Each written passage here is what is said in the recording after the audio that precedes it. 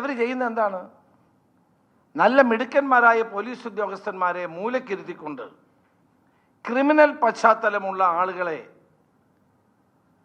തങ്ങളുടെ പാർട്ടി സഖാക്കന്മാരുടെ ഓർഡറുകൾ അനുസരിക്കുന്നവരെ പ്രധാനപ്പെട്ട ക്രമസമാധാന നിലയിൽ അവരെ പോസ്റ്റ് ചെയ്യുക എന്നുള്ളതാണ്.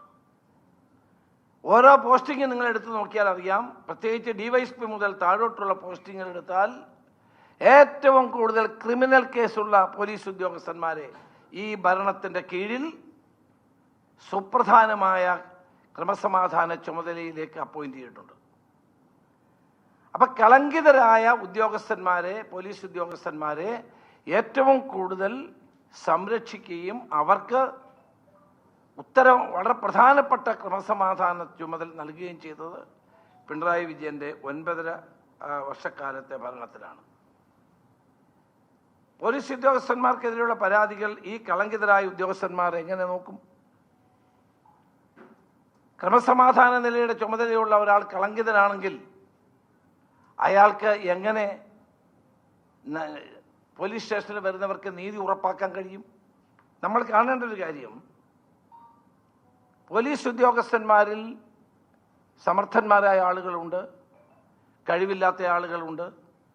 എന്നാൽ കളങ്കിതരും കുറ്റാരോപിതരുമായ ആളുകളെ സംരക്ഷിക്കുന്ന സമീപനമാണ് ഈ ഗവൺമെന്റ് 9.5 വർഷക്കാലമായി സ്വീകരിക്കുന്നത്. അച്യുതാനന്ദൻ മുഖ്യമന്ത്രിയായിരുന്ന കാലത്ത് നിരവധി കേസുകളിൽ ആരോപണ വിധേയനായ സസ്പെൻഷനായ ഉദ്യോഗസ്ഥൻ ഇപ്പോൾ പിണറായി ഗവൺമെന്റ് കീഴിൽ പോലീസ് ആസ്ഥാനത്ത് സുപ്രധാനമായ പദവി വഹിക്കുകയാണ്. കഴിഞ്ഞ ദിവസം മുഖ്യമന്ത്രി നിയമസഭയിൽ മറ്റൊരു കാര്യം പറഞ്ഞു. ഉദയകുമാർ ഉരുട്ടി കൊലക്കേസിലെ തിരുവനന്തപുരത്ത് നടന്ന സംഭവം, ഫോർട്ട് പോലീസ് സ്റ്റേഷനിൽ ഉദയകുമാറിനെ ഉരുട്ടിക്കൊന്നു എന്നുള്ള പ്രമാദമായൊരു കേസുണ്ടായി. ആ കേസിലെ പ്രതികൾ മുഴുവൻ രക്ഷപ്പെട്ടു. മുഖ്യമന്ത്രി പറഞ്ഞത് ഈ പ്രതികൾ രക്ഷപ്പെടാനുള്ള കാരണം ഉമ്മൻചാണ്ടി സർക്കാരിൻ്റെ അനാസ്ഥയാണെന്നാണ്. എന്നാൽ എന്താണ് വസ്തുത? ഈ ഉരുട്ടിക്കൊലക്കേസ് അന്വേഷിച്ച് ഇതിൻ്റെ കുറ്റപത്രം സമർപ്പിച്ചത് CBI ആണ്. ഉമ്മൻചാണ്ടി ഗവൺമെന്റ് ഒരു പങ്കുമില്ല, അന്നത്തെ ആഭ്യന്തര വകുപ്പിന് പങ്കില്ല. CBI ആണ് അന്വേഷിച്ചത്, അവരാണ് കുറ്റപത്രം കൊടുത്തത്. ഇത് മുഖ്യമന്ത്രി ബോധപൂർവം മറച്ചു വെക്കുകയാണ് ഉണ്ടായത്. ഇന്നലെ ശ്രീ AK ആന്റണി 3 കാര്യങ്ങൾ പറഞ്ഞു. 1, ശിവഗിരിയിൽ നടന്ന സംഭവം. 2, മുത്തങ്ങയിൽ നടന്ന സംഭവം. അതോടൊപ്പം തന്നെ മാറാട് നടന്ന സംഭവം. ഈ സംഭവങ്ങളെല്ലാം അദ്ദേഹം വിശദീകരിച്ചതുപോലെ ക്രമസമാധാന പ്രശ്നങ്ങൾ ഉണ്ടായപ്പോഴുള്ള പോലീസിന്റെ ഇടപെടലാണ്.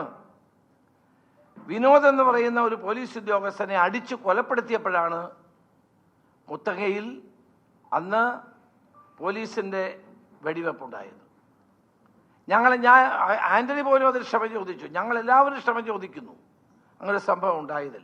പക്ഷെ അതിൻ്റെ പിന്നിലുള്ള കാര്യം ഇതാണ്. വിനോദ് എന്നൊരു പോലീസുകാരനെ അടിച്ചു കൊലപ്പെടുത്തിയപ്പോൾ സ്വാഭാവികമായി ഉണ്ടായ ഒരു പോലീസ് നടപടിയാണ്.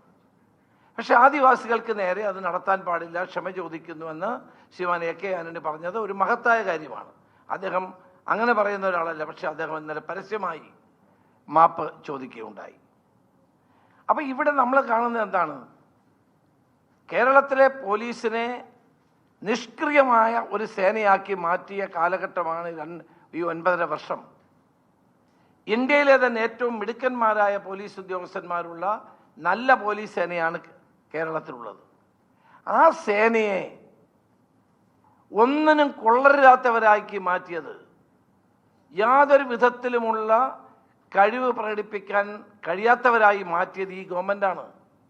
ഏറാൻ മൂളികളെയും ഇരിക്കാൻ പറഞ്ഞാൽ കിടക്കുന്നവരെയും ഓരോ ഉന്നത സ്ഥാനങ്ങളിൽ പ്രതിഷ്ഠിച്ച് പോലീസ് സംവിധാനത്തെ താറുമാറാക്കിയത് ഈ ഗവൺമെന്റാണ്. ഇവിടെ പോലീസ് കംപ്ലൈന്റ് അതോറിറ്റിയുടെ ചെയർമാൻ ജസ്റ്റിസ് VK മോഹൻ പറഞ്ഞു, എനിക്ക് പരാതി കിട്ടുന്നില്ല. VK മോഹൻ ആരാണെന്ന് എല്ലാവർക്കും അറിയാം. അദ്ദേഹത്തിൻ്റെ കയ്യിൽ പരാതി കൊടുത്തിട്ട് കാര്യമില്ല എന്നുള്ളത് കൊണ്ടാണ് ജനങ്ങൾ അവിടെ പരാതി കൊടുക്കാത്തത്. മാത്രവുമല്ല, പോലീസ്, ഞാൻ ആഭ്യന്തരമന്ത്രിയായിരുന്ന കാലത്താണ് ഈ പോലീസ് കംപ്ലൈൻറ്റ് അതോറിറ്റിയിൽ പോലീസുകാരല്ലാത്ത ഒരാളിനെ നിയമിക്കണം എന്ന് തീരുമാനിച്ചത്. അതിൻ്റെ കാരണം പലപ്പോഴും പോലീസ് ഉദ്യോഗസ്ഥന്മാർ മാത്രമാണെങ്കിൽ ഒരു ഹൈക്കോടതി ജഡ്ജി, അതോടൊപ്പം തന്നെ DGP റാങ്കിലുള്ളൊരു ഉദ്യോഗസ്ഥൻ, അവരൊക്കെ ആണെങ്കിൽ അവർ പോലീസിനെ ന്യായീകരിച്ചേ പറയുകയുള്ളൂ. പൊതുജനങ്ങളുടെ അഭിപ്രായങ്ങൾ നിഷ്പക്ഷമായ നിലയിൽ കാര്യങ്ങൾ അവതരിപ്പിക്കാനും കഴിയുന്ന ഒരു ചീഫ് ഇൻവെസ്റ്റിഗേറ്റിംഗ് ഓഫീസറെ നിയമിക്കാനുള്ള ഉത്തരവ് ഉത്തരവിൻ്റെ കോപ്പി നിങ്ങൾക്ക് തരാം. ഞാൻ ആ ഉത്തരവ് ഇറക്കുകയുണ്ടായി. 3/3/2016 പോലീസ് കംപ്ലൈൻറ്റ് അതോറിറ്റിയിൽ ഒരു ചീഫ് ഇൻവെസ്റ്റിഗേഷൻ ഓഫീസറെ നിയമിക്കണം എന്നാവശ്യപ്പെട്ടുകൊണ്ടുള്ള ഉത്തരവ്. ഈ ഉത്തരവ് ഇറക്കാൻ കാര്യം ബഹുമാനപ്പെട്ട കേരള ഹൈക്കോടതി ഇത്തരം ഒരു ചീഫ് ഇൻവെസ്റ്റിഗേഷൻ ഓഫീസറെ വെക്കണമെന്നുള്ള ഒരു സുപ്രധാനമായ ഉത്തരവ് കോടതി നടത്തുകയുണ്ടായി.